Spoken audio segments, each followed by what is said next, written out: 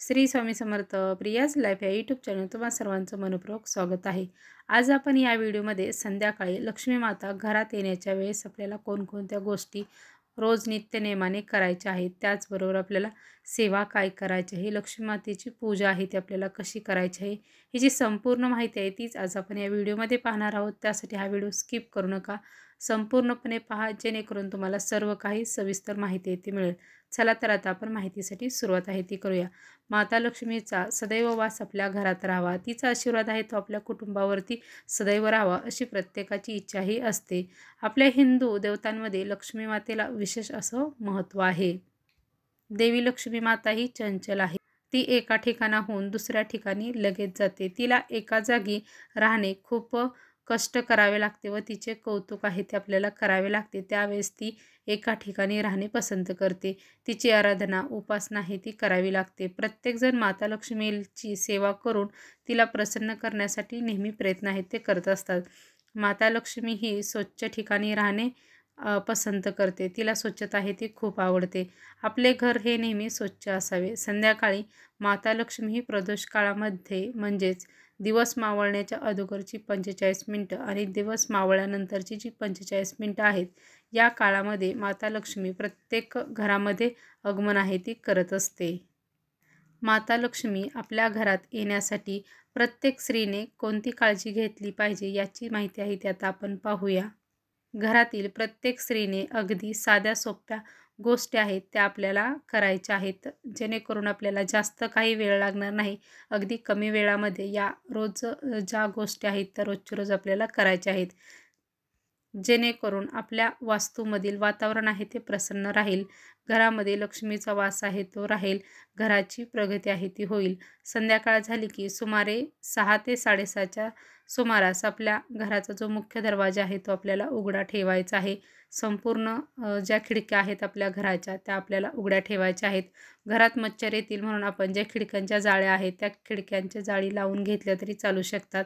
अशा प्रकारे आपल्याला रोज नित्यनेमाने आहे ते करायचं आहे। प्रत्येक रूममधील लाईट आहेत त्या सर्व काही चालू करायच्या आहेत। कोणत्याही रूममधील लाईट अशी बंद ठेवायची नाही। प्रत्येक रूममध्ये हा प्रकाश उजेडा हा पडला पाहिजे। देवघरामध्ये दिवा आहे तो आपल्याला तेलाचा किंवा तुपाचा कोणताही एक दिवा आपण लावला तरी चालेल, तो आपल्याला दिवा आहे तो लावायचा आहे। दिवस मावळण्याच्या अगोदर आपल्याला आपल्या घरातील स्वच्छता आहे ती करून घ्यायची आहे। घरामध्ये झाडून आहे ते आपल्याला दिवस मावळण्याच्या अगोदरच आहे ते काढून घ्यायचं आहे। घरातील वातावरण आपल्याला प्रसन्न सकारात्मकता आहे ते निर्माण करून घ्यायचं आहे। संध्याकाळी ज्यावेळेस लक्ष्मी माता घरात येते त्यावेळेस आपल्या घरातील वातावरण हे छान असलं पाहिजे, कारण मुख्य दरवाजातून माता लक्ष्मी आहे ती आपल्या घरात प्रवेश करते। ज्या ठिकाणी वातावरण प्रसन्न नाही अशा ठिकाणी लक्ष्मी माता आहे ती प्रवेश करत नाही। त्यासाठी आपल्या घरातील वातावरण आहे ते चांगलं आणि सकारात्मक ठेवण्याचा प्रयत्न आहे तो करायचा आहे। ज्या घरात प्रवेश करते त्या घराची प्रगती होते, बरकत होते, चारही बाजूनी उन्नती आहे ती होते। यावेळेस आपण काय करावे? माता लक्ष्मीच्या स्वागतासाठी आपल्याला मुख्य दरवाजा जो आहे प्रवेशद्वार, त्या मुख्य दरवाजातून ते प्रवेश करते, त्यामुळे तेथे आपल्याला सुंदर छान अशी रांगोळी काढायची आहे। रांगोळी जर तुम्ही सकाळी जर काढलेली असेल तर संध्याकाळी आपल्याला रांगोळी काढण्याची काहीही गरज नाही। संध्याकाळच्या वेळेस आपल्याला एक दिवा आहे तो आपल्या मुख्य दरवाजामध्ये प्रज्वलित आहे तो करायचा आहे। हा दिवा लावताना आपण पूर्वेला जो दिवा आहे तो लावायचा आहे। आपल्या उजव्या बाजूला हा दिवा लावावा। दिवा लावण्यासाठी आपल्याला तांदळाचं आसन आहे ते प्रथम थोड्या ज्या अक्षता आहेत त्या आपल्याला ठेवायच्या आहेत आणि त्यावरती आपल्याला दिवा लावून त्या दिव्याची पूजा आहे ती करून घ्यायची आहे। दिव्याला धूप आहे ते दाखवून घ्यायचं आहे। त्यानंतर आपल्याला लक्ष्मीची पावलं आहेत ते आपल्या उंबऱ्यावरती रांगोळीच्या साहाय्याने आहेत ती काढायची आहेत। त्याची आपल्याला पूजा आहे ती करून घ्यायची आहे। नक्कीच तुम्हाला स्क्रीनवरती दिसेल की आपण कशा पद्धतीने पूजा आहे ती केलेली आहे। संध्याकाळच्या वेळेला दिवा लागणीच्या वेळेस कधीही कोणीही घरात झोपू नये। यावेळेस झोपणं हे योग्य नाही। यावेळेस आपल्या घरामध्ये वादविवाद नको, कोणत्याही प्रकारचा कालवा नको। घरामध्ये जेवढी शांतता ठेवणं आपल्याला शक्य होईल तेवढी शांतता आहे ती आपल्याला ठेवायची आहे। संध्याकाळच्या वेळेला आपल्या घरामध्ये आपल्याला श्लोक किंवा भक्तिगीते, हनुमान चालीसा हे आपल्याला आपल्या मोबाईलवरती किंवा तुम्ही टी व्हीवरती लावलं तरी चालेल, हे आपल्याला लावायचं आहे किंवा एखादा तुमचा गुरूंचा किंवा लक्ष्मी मातेचा जो मंत्र जप आहे तोही तुम्ही लावला तरीही चालू शकतो. रोज आपल्याला नित्यनेमाने हे करायचं आहे. रोज जर आपण अशा प्रकारे जर श्लोक जर लावला तर आपल्या मुलांच्या कानावरतीही हे श्लोक आहेत ते पडतील आणि आपल्या मुलांचे हे ते आपोआप आहेत ते पाठ होतील. मुलांवर चांगले संस्कार होतील. आपण केले तर मुलांनाही या चांगल्या गोष्टीची आवड आहे ती निर्माण होते. तसेच अजून आपण काय करायचं आहे की भीमसेन कापूर आहे तो आपल्याला प्रज्वलित आहे तो करायचा आहे.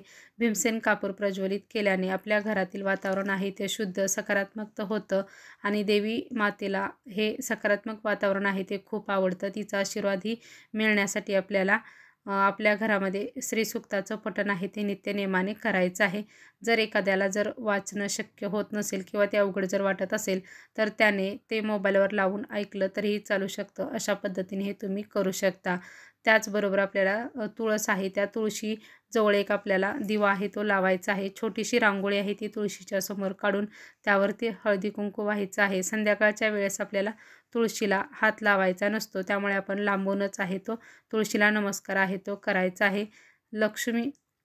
तुळशीला माता लक्ष्मीचे स्वरूप आहे ते मानलं जातं. सर्वात पवित्र वनस्पती व शुभ वनस्पती म्हणून तिला ओळखलं जातं. तुळशीची पूजा केल्याने आपल्या घरामध्ये सुख समृद्धी व ऐश्वर्य आहे ते प्राप्त होतं. तसेच सर्व देवी देवताचा आशीर्वाद आहे तो प्राप्त होतो आणि माता लक्ष्मी आहे ती प्रसन्न होऊन आपल्या घरामध्ये प्रवेश आहे ती करते. माता लक्ष्मीला प्रसन्न करण्यासाठी आपल्याला संध्याकाळच्या वेळेस आपल्याला एक माळ कुलदेवीची आहे ती जप करायची आहे. कुलदेवीचा मंत्र हा असा आहे, ओम ऐं ह्रीं क्लीं चामुंडे विच्चे. या मंत्रामध्ये सर्व देवींच्या मंत्रांचा समावेश आहे तो केलेला आहे. त्यामुळे आपली कोणतीही जरी कुलदेवी असेल तरी आपण याच मंत्राचा जप आहे तो आपल्याला करायचा आहे. त्यामुळे आपण हा मंत्र जप आहे तो एक माळ करावी. त्याचबरोबर आपले जे कोणी गुरु असतील श्री स्वामी समर्थ महाराज त्यांची एक माळ आहे ती श्री स्वामी समर्थ म्हणून आपल्याला एक माळ जप आहे ती करायची आहे. या सर्व गोष्टी आहेत त्या आपण नित्यनेमाने रोज आपल्या घरामध्ये करायचं आहे. तर या या सर्व गोष्टी करण्यासाठी अगदी आपल्याला कमीत कमी वेळ लागतो. अगदी 10 ते 15 मिनिटाच्या कालावधीमध्ये या सर्व गोष्टी आहेत त्या होऊन जातात. शेवटी कष्टाला पर्याय नाही. कष्टानेच लक्ष्मी आहे ती घरात येते. कष्टाबरोबरही याही गोष्टीही तितक्याच गरजेच्या असतात. आलेली लक्ष्मी ही कायमस्वरूपी टिकून राहण्यासाठी तसेच गरिबांना यथाशक्तीनुसार आपण मदत आहे ती करावी. आपल्या घरी आलेल्या पाहुण्यांचा आदर आहे तो करावा. धान्याचा अनादर आहे ते कधीही करू नये. ते कचऱ्यामध्ये कधीही टाकू नये. शक्य असल्यास आपण गाईला घास आहे तो नक्कीच द्यावा. या सर्व गोष्टी केल्याने लक्ष्मी माता आहे ती प्रसन्न होऊन तिचा शुभ आशीर्वाद आहे ती देते आणि आपल्या घरामध्ये कायमस्वरूपी वास आहे ती करते. त्याचबरोबर भगवान विष्णूंचीही सेवा आहे ती ज्या घरामध्ये केली जाते त्या घरामध्ये लक्ष्मी माता ही कधीच काढता पायाही घेत नाही. तुळशी मातेची सेवा जरी केली तरीही आपल्या घरामध्ये लक्ष्मी माता आहे ती टिकून राहते. लक्ष्मी मातेला हे सर्व वातावरण आहे ते प्रसन्न आल्हाददायक वाटते. त्यामुळे ती त्या ठिकाणी राहणे ती पसंत करते. त्यासाठी या सर्व गोष्टी आहेत त्या आपण नित्यनेमाने कराव्यात. ही सर्व माहिती तुम्हा सर्वांना कशी वाटली नक्कीच कमेंट करून सांगा. श्री स्वामी समर्थ.